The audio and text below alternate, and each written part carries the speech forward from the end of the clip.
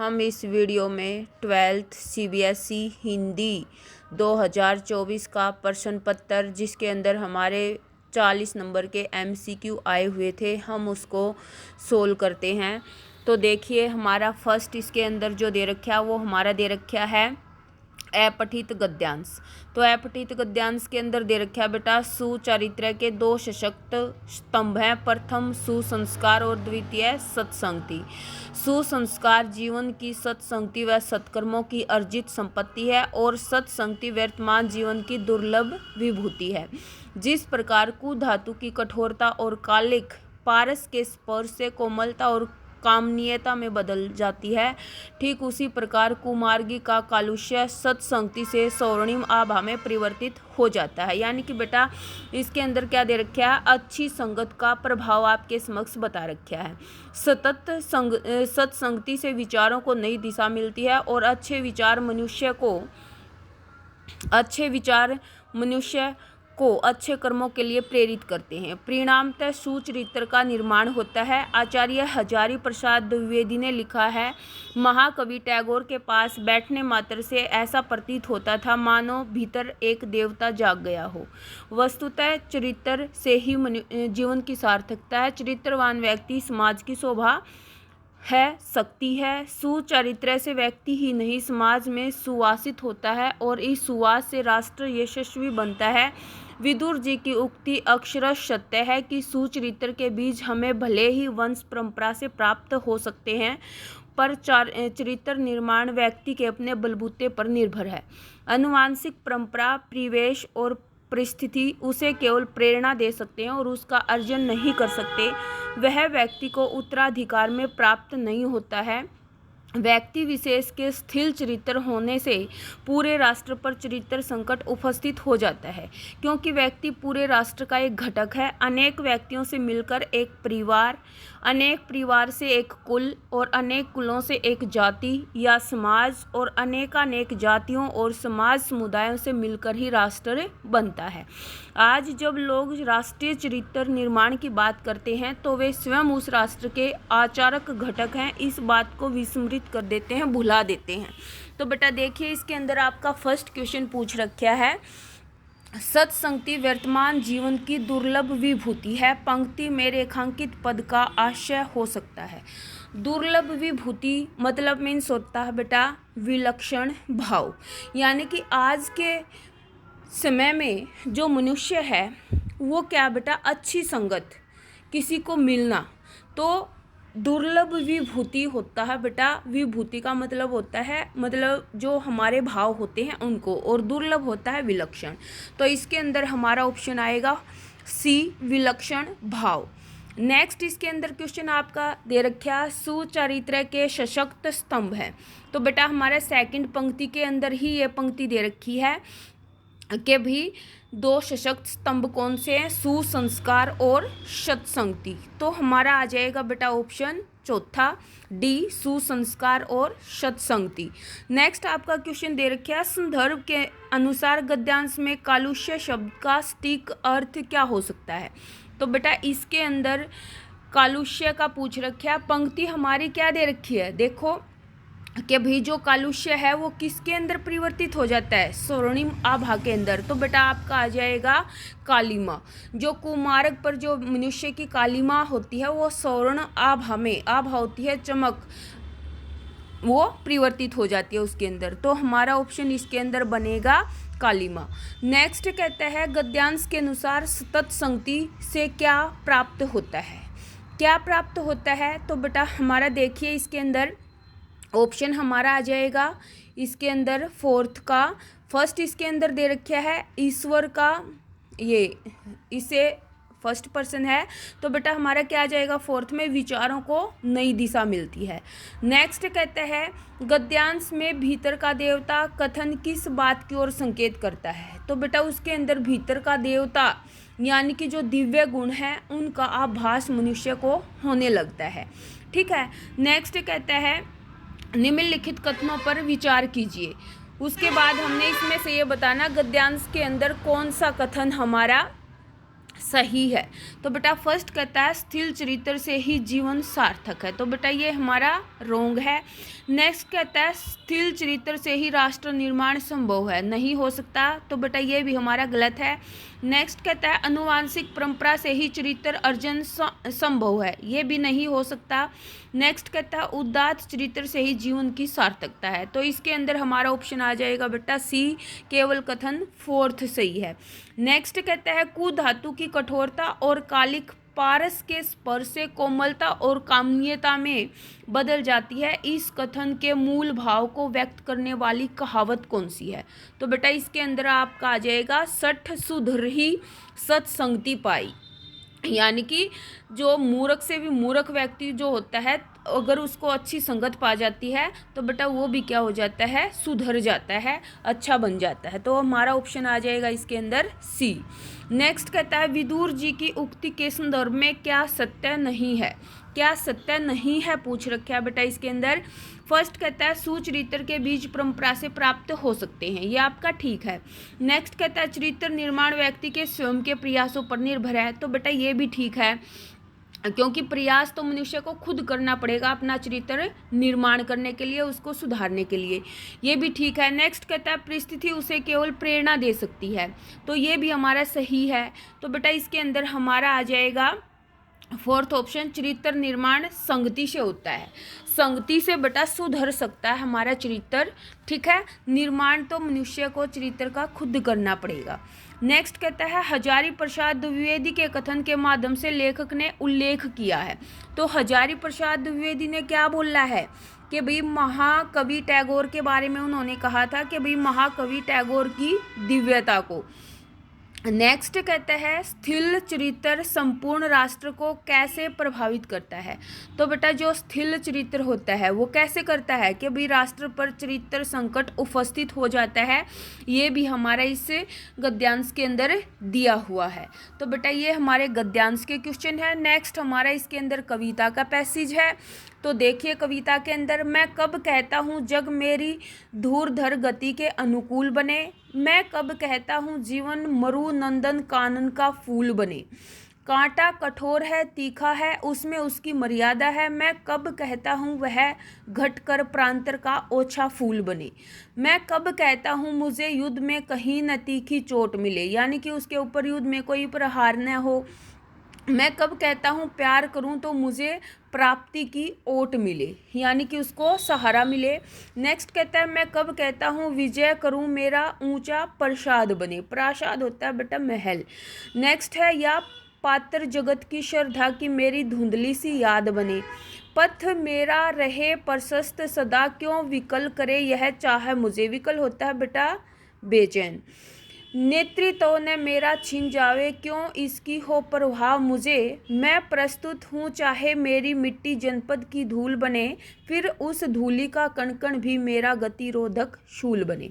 तो इसके अंदर फर्स्ट क्वेश्चन पूछ रखे आपका मैं कब कहता हूँ पंक्ति में कब क्या अंगित करता है? अंगित होता है बेटा इशारा, तो इशारा किसकी तरफ करता है कि भाई जो कवि है वो सदैव बेटा आकांक्षी है, तो ऑप्शन हमारा इसके अंदर आ जाएगा बी।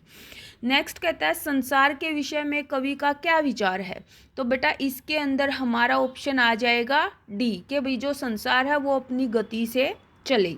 नेक्स्ट कहता है वह घटकर प्रांतर का ओछा फूल बने, ओछा होता है बेटा तुच्छ, प्रांतर होता है मतलब मीन्स किसी पेड़ का, घटकर कांटे को छोड़कर यानी कि वो किसी पेड़ का कोमल फूल बने, तो बेटा ऑप्शन हमारा आ जाएगा इसके अंदर डी। नेक्स्ट कहता है कवि के अनुसार जीवन की सार्थकता क्या है? तो बेटा इसके अंदर हमारा ऑप्शन आ जाएगा फर्स्ट संघर्ष एवं दुखों से लड़ने में, कि भाई जो मनुष्य है उसके जीवन के अंदर दुख भी आएंगे, संघर्ष भरे दिन भी आएंगे, लेकिन मनुष्य को उनका सामना करना पड़ेगा। नेक्स्ट कहता है स्तंभ 1 और 2 को सुमेलित कीजिए, तो बेटा इसके अंदर जो जीवन मरु है वो है हमारी विपरीत परिस्थितियाँ, नंदन कानन का अर्थ है सुखद परिस्थितियाँ, और गतिरोधक है उत्तरोत्तर उन्नति में बाधक, तो हमारा 5वें का बेटा ऑप्शन बन जाएगा बी, बी ऑप्शन आ जाएगा इसका। नेक्स्ट कहता है ये निम्नलिखित प्रश्नों को ध्यानपूर्वक पढ़कर सर्वाधिक उपयुक्त उपयुक्त उत्तर वाले विकल्प चुनकर लिखिए। तो बेटा इसके अंदर फर्स्ट क्वेश्चन आपका दे रखा है, समाचार माध्यमों में किसी समाचार को प्रकाशन हेतु स्वीकार करने की निश्चित समय सीमा को क्या कहा जाता है? तो बेटा ये हमारी आती है डेडलाइन, ऑप्शन सी। नेक्स्ट कहता है HTML क्या है? तो बेटा ये हमारी एक लैंग्वेज है, वेब भाषा, ठीक है, जो पेज बनाने के लिए काम आती है। नेक्स्ट कहता है अखबार की आवाज़ किसे माना जाता है? तो बेटा अखबार की आवाज़ हमारा होता है संपादकीय पृष्ठ, जो संपादक के द्वारा लिखा जाता है। तो ऑप्शन हमारा आ जाएगा इसके अंदर बी। नेक्स्ट कहता है पत्रकार द्वारा साक्षात्कार लिए जाने का उद्देश्य क्या होता है? क्या होता है बेटा? उसके लिए कच्ची सामग्री एकत्रित करना। तो हमारा ऑप्शन इसके अंदर आ जाएगा बेटा फर्स्ट, कि भाई समाचार, फीचर, विशेष रिपोर्ट। क्यों? क्योंकि ये सारी चीज़ें हमारी न्यूज़पेपर के अंदर उल्लेखित होती हैं, तो उनके लिए कच्ची सामग्री एकत्रित करने के लिए। तो बेटा हमारा आ जाएगा फर्स्ट ऑप्शन। नेक्स्ट कहता है टेलीविज़न के लिए समाचार या आलेख लेखन के लिए अनिवार्य है? तो बेटा इसके अंदर समाचार लेखन के लिए बेटा आपका आ जाएगा डी ऑप्शन। बाइट कथन भी होना चाहिए, ग्राफिक के माध्यम से समाचारों की प्रस्तुति होनी चाहिए, यानी कि आंकड़े वगैरह जो, और उसके साथ साथ जो हमारे ग्राफ होते हैं वो भी आ जाते हैं इसके अंदर। तो वो सारी चीज़ें इसके अंदर इंक्लूड हो जाएंगी। तो ऑप्शन हमारा बन जाएगा डी। नेक्स्ट हमारा आता है बेटा पठित काव्यांश कविता का। तो बेटा इसके अंदर कविता का पैसेज आपका दे रखा है, झूमने लगे फल रस अलौकिक, अमृत धाराएं फूटती रोपाई क्षण की, कटाई अनंतता की। यानी कि जो रोपाई है वो तो पल भर की होती है, लेकिन बेटा उसकी कटाई जो होती है वो अनंतता की होती है। लूटते रहने से जरा भी नहीं कम होती, रस का अक्षय पात्र सदा का, छोटा मेरा खेत चौकन्ना। तो बेटा इसके अंदर फर्स्ट क्वेश्चन आपका पूछ रखा है, कवि कर्म की दृष्टि से झूमने लगे फल का आशय बताइए क्या है? तो बेटा कवि कर्म की दृष्टि से पूछ रहा है वो, तो बेटा आपका ऑप्शन इसके अंदर आ जाएगा सेकंड, साहित्य का आनंद आना। ठीक है, तो इसके अंदर ऑप्शन हमारा क्या बनेगा? सेकंड साहित्य का आनंद आना। नेक्स्ट कहता है निम्नलिखित कथनों पर विचार करते हुए पद्यांश के अनुसार सही कथन को चयनित कीजिए। तो बेटा हमारा इसके अंदर दे रखा था जैसे हमारी ये लाइन कि भाई कटाई अनंतता की, ठीक है, तो इसके अंदर आ जाएगा बेटा जो कविता का आनंद होता है वो शाश्वत होता है। तो इसके अंदर यही कथन सही है, बाकी हमारे सारे के सारे रोंग है कि भाई जो कविता का आनंद है वो अक्षणिक नहीं होता, पल भर का नहीं होता, ना वो सीमित होता और ना वो अल्पकाल तक चलता है। तो इसके अंदर आ जाएगा बेटा शाश्वत, फर्स्ट ऑप्शन। अनंतता का दूसरा नाम होता है शाश्वत, जो हमेशा नया होता है। काव्यांश में अलौकिक से तात्पर्य क्या है? अलौकिक हमारा होता है बेटा अद्भुत, ठीक है, इसके अंदर ऑप्शन हमारा आ जाएगा बी। नेक्स्ट कहता है इसके अंदर निम्नलिखित कथन और कारण को ध्यानपूर्वक पढ़िए और सही विकल्प चुनकर लिखिए। काव्यानंद जितना ही बढ़ता है उतना ही बढ़ता जाता है, कथन हमारा बिल्कुल सही है। नेक्स्ट कहता है साहित्य सृजन प्राणी मात्र के मंगल के लिए है, काव्यानंद का वितरण लोक के आनंद का संवर्धन है। तो बेटा इसके अंदर हमारा ऑप्शन आ जाएगा कि भी जो हमारे ऑप्शन है ये दोनों सही हैं और उसकी वो सही व्याख्या भी कर रहा है। तो ऑप्शन आपका आ जाएगा इसके अंदर डी, ठीक है। क्यों? क्योंकि काव्यानंद जितना बढ़ता है यानी कि प्राणी मंगल के लिए होता है और काव्यानंद का वितरण लोक के आनंद का संवर्धन है, वो उतना ही उसका आनंद बढ़ता जाता है। तो बेटा ऑप्शन हमारा आ जाएगा इसके अंदर डी। नेक्स्ट कहता है रस का अक्षय पात्र किसे कहा गया है? तो बेटा साहित्य को कहा गया है। क्यों? क्योंकि इसके अंदर पंक्ति आपकी दे रखी है, रस का अक्षय पात्र सदा का, छोटा मेरा खेत चौकन्ना। तो इसके अंदर साहित्य का बेटा जो अक्षय पात्र होता है वो हमेशा ही भरा रहता है, ठीक है, यानी कि साहित्य के अंदर हम कितनी ही रचनाएं करते रहें वो उसके अंदर जुड़ती रहेंगी, वो कम नहीं होता, उसका महत्व उतना ही बढ़ता जाता है। तो आपका ऑप्शन आ जाएगा सी। नेक्स्ट हमारा आता है बेटा पैसेज पठित गद्यांश। इसके अंदर दे रखा है जाड़े का दिन, अमावस्या की रात ठंडी और काली, मलेरिया और हैजे से पीड़ित गांव भरियात शिशु की तरह थरथर कांप रहा था। पुरानी और उजड़ी बांस फूस की झोपड़ियों में अंधकार और सन्नाटे का सम्मिलित साम्राज्य, अंधेरा और निस्तब्धता। अंधेरी रात चुपचाप आंसू बहा रही थी। निस्तब्धता क्रूण सिसकियों और आहों को बलपूर्वक अपने हृदय में ही दबाने की चेष्टाएं कर रही थी। आकाश में तारे चमक रहे थे। पृथ्वी पर कहीं प्रकाश का नाम नहीं था। आकाश से टूटकर यदि कोई भावुक तारा पृथ्वी पर जाना भी चाहता तो उसकी ज्योति और शक्ति रास्ते में ही शेष हो जाती, यानी कि बेटा खत्म हो जाती। अन्य तारे उसकी भावुकता और असफलता पर खिलखिलाकर हंस पड़ते। अब इसके अंदर क्वेश्चन आपका फर्स्ट पूछ रखा है, गद्यांश में प्रयुक्त भरियात शब्द का अर्थ। भरियात हमारा आ जाएगा बेटा भय से पीड़ित, ऑप्शन बी। नेक्स्ट कहता है गद्यांश का केंद्रीय भाव। केंद्रीय भाव हमारा आ जाएगा बेटा इसके अंदर शी, भूख और महामारी से दम तोड़ रहे गांव की दयनीय दशा का चित्रण। ठीक है, उसके बाद कहता है निम्नलिखित कथनों पर विचार करते हुए गद्यांश के अनुसार सही कथन को चयनित कर लिखिए। तो बेटा इसके अंदर हमारा फर्स्ट ऑप्शन जैसे इसने दे रखा, महामारी और आर्थिक तंगी की त्रासदी से जूझती ग्राम बस्ती में आशा किरण का आश्रय व्यर्थ प्रयास है, ये हमारा रोंग है इसके अंदर। नेक्स्ट कहता है महामारी और आर्थिक तंगी की त्रासदी से जूझती ग्राम में बस्ती आशा निराशा के भाव में झूल रही है, ये भी हमारा बेटा रोंग है। नेक्स्ट हमारा सही है, महामारी और आर्थिक तंगी से जूझते ग्राम बस्ती में ग्रामीण एक दूसरे की सहायता कर रहे हैं, यानी कि बेटा उसको सांत्वना देने का प्रयास कर रहे हैं, ये हमारा ठीक है सी ऑप्शन। डी भी गलत है, महामारी और आर्थिक तंगी से जूझती ग्राम बस्ती अपनी स्थिति से संतुष्ट है, तो वो संतुष्ट कैसे हो सकती है, तो बेटा ऑप्शन हमारा बनेगा सी। नेक्स्ट कहता है प्रकृति को आंसू बहाते हुए क्यों दिखाया गया है।